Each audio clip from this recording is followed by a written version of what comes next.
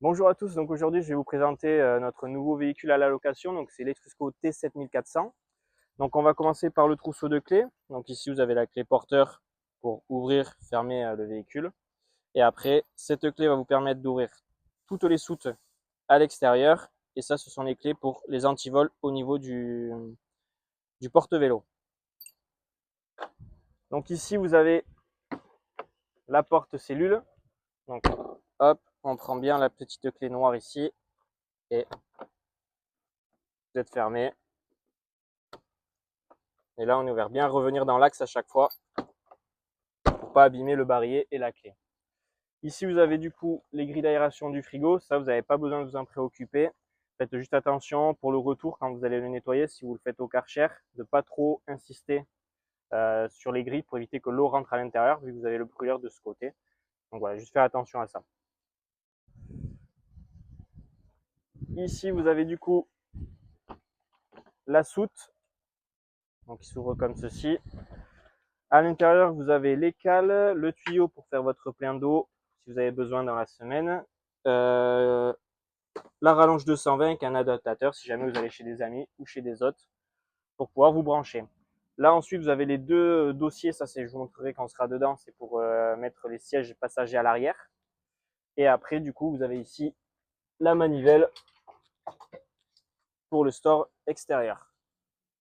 Donc là le store extérieur c'est en forme de T ici, donc là vous rentrez la partie comme ceci, un petit quart de tour et après on mouline comme ceci. Donc bien sûr le store on évite de le sortir quand il pleut ou quand il y a du vent. Alors si c'est de la pluie fine, vous pouvez le sortir, mais il faudra juste penser à mettre un des pieds plus bas que l'autre pour éviter que ça fasse en fait cuvette au milieu et que ça s'écoule sur le côté. Donc les pieds, pour les sortir, on prend ici, hop, comme ceci. Bien mettre ici le pied à plat. Et après c'est juste un petit boulon, on dévisse, on choisit la hauteur et vous revissez. Voilà. Du coup pour rentrer le pied, ici vous dévissez le petit boulon, on remonte le pied jusqu'en haut au maximum, on revisse. Là, vous mettez bien votre pied en métal à plat et ensuite, on le bascule comme ceci. Et après, vous le rentrez.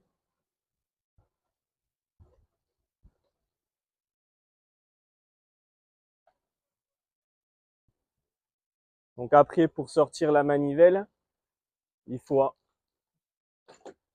pousser, tourner et là, vous sortez dans l'axe, simplement. Et après, vous la remettez dans son emplacement. Donc ici, à l'arrière, du coup, vous avez le porte-vélo. Donc, vous avez 3 rails. Donc, vous avez les bras ici pour mettre sur le cadre du vélo et après les sangles ici pour mettre les pneus pour bien l'accrocher. Du coup, les deux petites clés que vous avez ici, en fait, quand vous allez accrocher votre vélo, vous dévissez pour mettre au niveau du cadre et quand vous revissez, vous pouvez verrouiller ici pour éviter qu'en fait, dès que si quelqu'un veut essayer de voler votre vélo par exemple, ça se dévisse pas quoi. C'est comme un antivol. Sinon, vous le mettez comme ceci. En haut, du coup, vous avez la petite caméra de recul. Et ici, de l'autre côté, on a l'autre porte traversante de la soute. Pour fermer ici, hop, vous avez juste à tourner. Donc là, on prend toujours la même clé. Hein. Donc là, ici, vous faites un petit tour et vous appuyez. Tac. Et là, vous êtes bien fermé. Et du coup, quand vous ouvrez, ça s'ouvre. Voilà. Et après, on retourne. Ici, vous avez du coup le réservoir d'eau propre. Donc là, pareil, je change toujours pas de clé. Un petit tour, on appuie, on tourne. Donc là, vous prenez votre tuyau d'eau que vous avez dans la soute, vous branchez à un robinet, vous mettez l'autre embout à l'intérieur et dès que ça dégueule de partout, c'est que c'est plein. Ensuite, vous avez deux petites ergots ici. Vous mettez en face les trous, un petit quart de tour, un tour de clé. Et là, dès que ça tourne dans le vide, c'est que c'est bien fermé. ici, vous avez un petit bloc porte pour pas vous le prendre dans la tête. Et là, vous pouvez mettre 2 bouteilles de gaz. Donc vous partez toujours avec 2 bouteilles. Donc il y en a toujours une de neuve pardon, et une qui est déjà commencée. Donc avec ce système-là, il faut rouler avec les bouteilles fermées. Donc quand vous êtes à l'arrêt, vous l'ouvrez tout simplement. Et si jamais vous avez besoin de changer de bouteille, bah, vous la fermez et vous changez la lyre, vous switchez.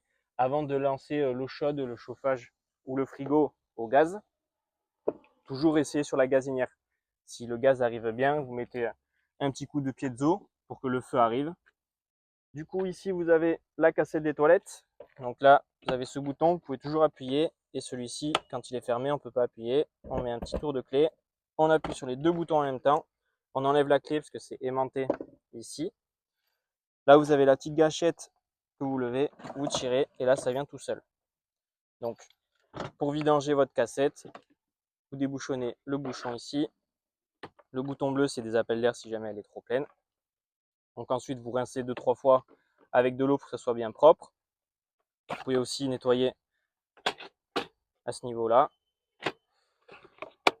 Donc après vous, quand vous partez le jour de la livraison, la cassette est déjà prête à être utilisée. Donc vous avez déjà le produit et de l'eau à l'intérieur. Pour le retour, il faut juste qu'elle soit bien nettoyée.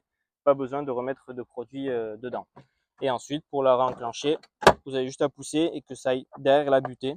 Si jamais vous sortez la cassette pour la vidanger et que vous sentez que ça force, en fait, à l'intérieur, vous avez une trappe qui s'ouvre quand vous allez aux toilettes. Mais si cette trappe est ouverte, en fait, vous n'allez pas pouvoir sortir la cassette.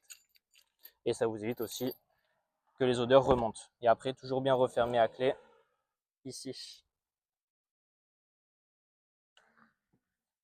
Là, on a la prise de 120. Donc, prise de 120, vous avez la rallonge dans la soute. Donc, quand vous êtes branché sur le 220, ça vous fait recharger votre batterie cellule, ça vous fait fonctionner votre frigo en 220 et les prises que vous avez à l'intérieur en 220. Sinon, vous avez que du 12 volts, donc allume-cigare, prise USB, etc. Donc, idéalement, c'est dès que vous avez possibilité de vous brancher, c'est de se brancher, comme ça vous êtes le plus autonome possible. Ici, vous avez les gaz brûlés. Donc ici, c'est quand vous mettez l'eau chaude ou le chauffage en route, ça va dégager de la chaleur. Donc juste faire attention, ça peut être très chaud autour. Donc si jamais vous avez des enfants ou il y a des enfants autour, faites juste attention qu'ils ne viennent pas toucher le bord. Et ici, à l'avant, du coup, vous avez le gasoil et l'AdiBlue. Donc au départ, vous partez avec le plein de gasoil et le plein d'AdiBlue. Et au retour, il faut revenir avec le plein de gasoil et le plein d'AdiBlue. Donc juste ici en dessous, donc là, vous avez le réservoir d'eau usée. Donc vous avez un réservoir d'eau propre, un réservoir d'eau usée. Donc quand votre réservoir d'eau propre est vide, automatiquement vos eaux usées sont pleines. Donc là, vous avez une petite manette comme ça. Donc vous venez la mettre ici, hop, et là vous tirez vers le bas. Donc ça va s'écouler à ce niveau-là pour s'écouler. Et une fois que c'est vidé, bien refermer pour éviter que ça coule quand vous allez rouler ou quand vous allez utiliser de l'eau directement. Donc là, il faut se mettre au-dessus d'une grille au sol, donc comme dans les stations de lavage par exemple, pour vidanger tout ça.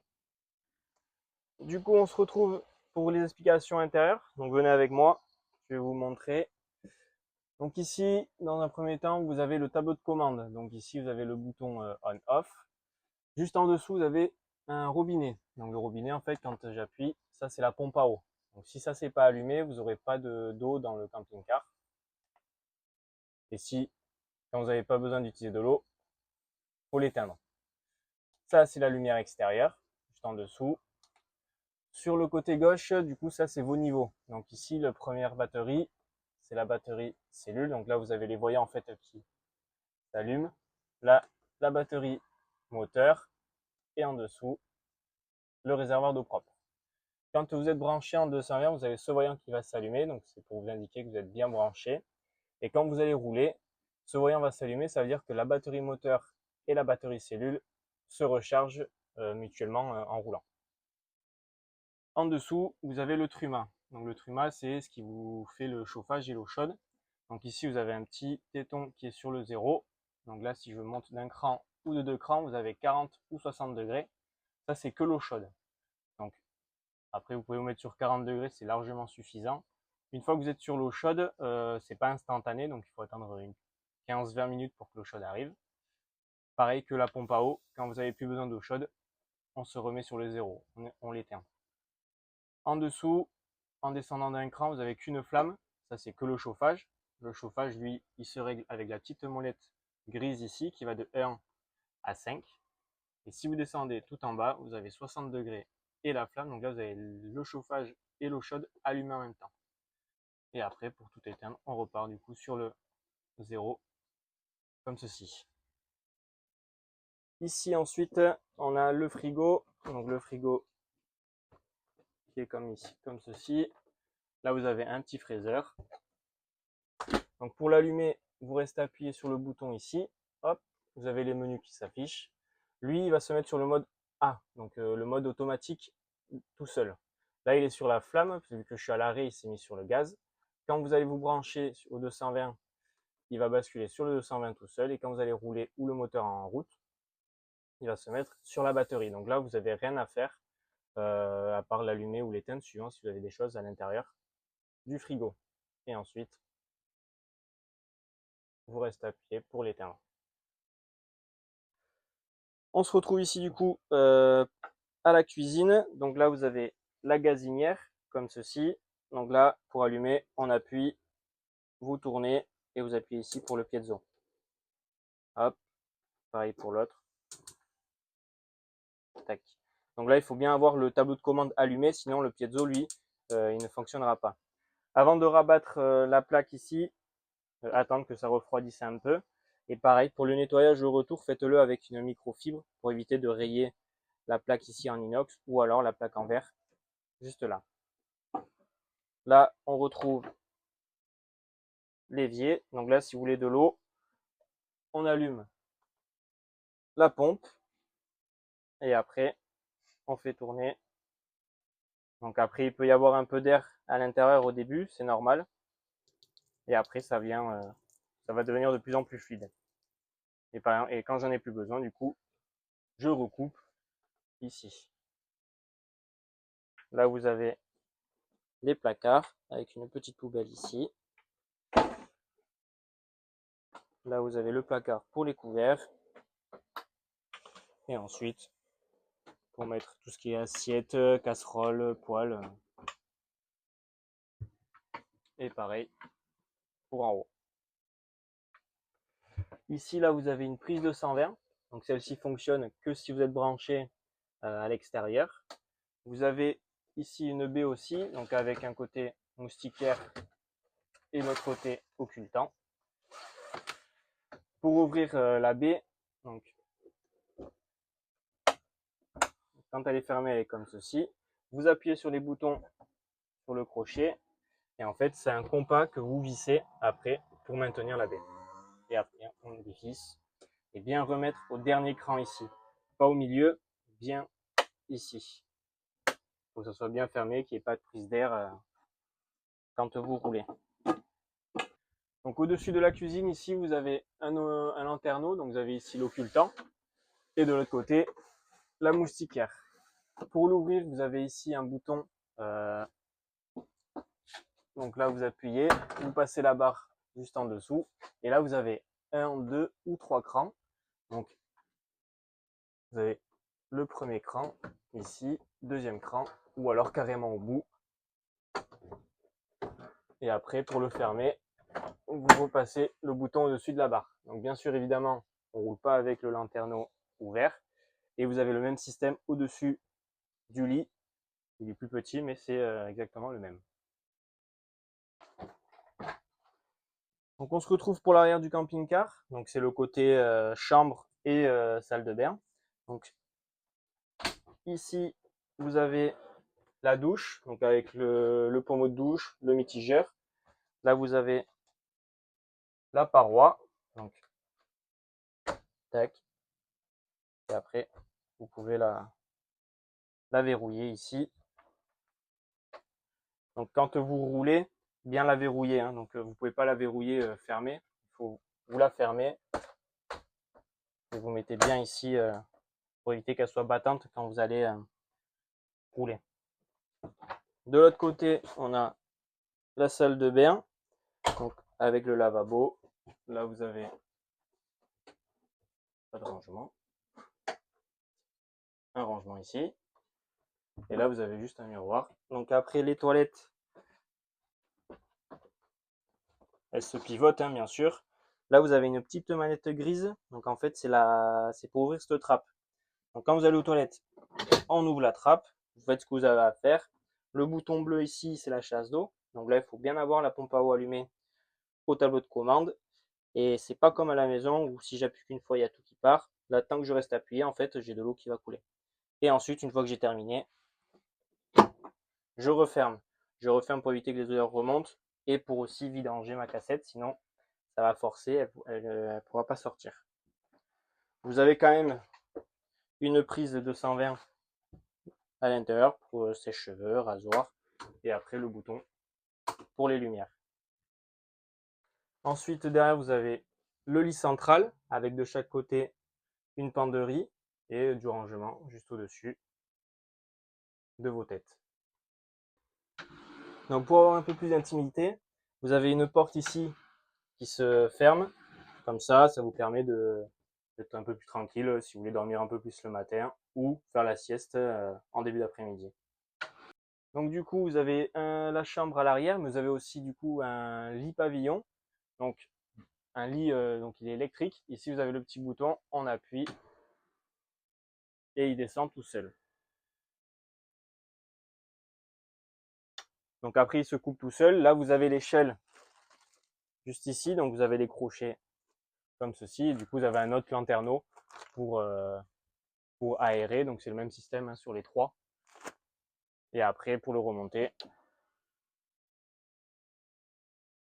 vous restez en haut, il va se couper tout seul juste en haut. Faites juste attention quand vous le montez de ne pas laisser tout ce qui est couette et coussin pour éviter que ça fasse en fait trop d'épaisseur et pour pas abîmer du coup le système électrique. Vous avez aussi, si jamais c'est les enfants qui dorment, de chaque côté vous avez un filet de protection du coup qui s'accroche ici au plafond. Donc vous avez le même système de l'autre côté. Donc on se retrouve du coup à l'avant du camping-car. Donc vous avez les deux sièges ici. Là vous avez une petite manette. Donc c'est pour pouvoir tourner. Vous avez le siège qui pivote complètement pour aller après être plus agréable au niveau du salon. À l'avant, rien de spécial. C'est comme un fourgon classique. Hein. Donc vous avez ici le poste radio. Là vous avez un petit micro. Ça c'est quand vous allez connecter votre téléphone en Bluetooth quand vous allez recevoir des appels. Vous avez tout ce qui est commande au volant, régulateur de vitesse. Là on est sur une boîte manuelle. Et si jamais vous voulez vous connecter avec votre téléphone en CarPlay ou Android Auto, il faut se brancher sur ce câble-là, qui est relié directement au poste, car si vous vous branchez sur celui-ci, ça va juste recharger votre téléphone. Donc du coup, au niveau du salon, il se présente comme ceci, donc en face à face. Donc, du coup, vous avez les deux sièges qui pivotent pour agrandir l'espace salon. La table, ici, on a une petite rallonge comme ceci. Et après, en fait, vous pouvez aussi bouger la table, donc elle pivote. Vous avez la petite manette juste en dessous, donc ici. Après, là, vous la bougez dans le sens que vous voulez. Vous la raccrochez, etc. Et pour la bloquer, il faut juste ramener la petite manette pour bloquer la table. Et ensuite, du coup, on va vous montrer comment mettre en place les sièges passagers à l'arrière pour pouvoir rouler en mode route. Et voilà, on se retrouve pour la configuration route. Donc pour circuler avec des passagers à l'arrière, il faut que vous soyez dans cette position-là. Donc je vais juste vous montrer du coup comment c'est mis. Donc en fait là vous avez un petit coussin qu'il faut prendre de l'autre banquette. Et après, tout simplement, ici, vous avez un petit boulon à dévisser. Et après c'est juste en fait comme ceci. Donc en fait, ça on vous le met dans la soute si vous en avez besoin, sauf si vous partez qu'à deux, là on vous les enlèvera pour votre séjour, mais sinon on met en face comme ceci, vous vissez bien pour que ça reste bien fixe, et après vous mettez du coup le coussin comme ceci. Donc du coup pour l'autre côté c'est la même chose, n'y a pas de différence, c'est exactement le même système. Donc pour remettre la banquette, on enlève le coussin ici, tac, on dévisse ici, hop, faites attention de ne pas trop abîmer le sol, hein, donc vous posez délicatement. Là, vous avez ça qui se remet dans cette position là, ici on remet dans l'axe, et là vous reprenez du coup les anciens coussins, donc là c'est la grande banquette avec le dossier pour pouvoir remettre en banquette face à face. Et du coup le petit coussin, lui, il se met ici. Et du coup là on repart sur la configuration en fait salon face à face. Donc j'espère que cette vidéo vous aura plu. Pensez pour le retour du coup nettoyage intérieur-extérieur, cassette des toilettes rincée, pas besoin de remettre de produit à l'intérieur, vidange des eaux usées et plein de gasoil, plein d'Adblue. Donc passez de bonnes vacances et à bientôt.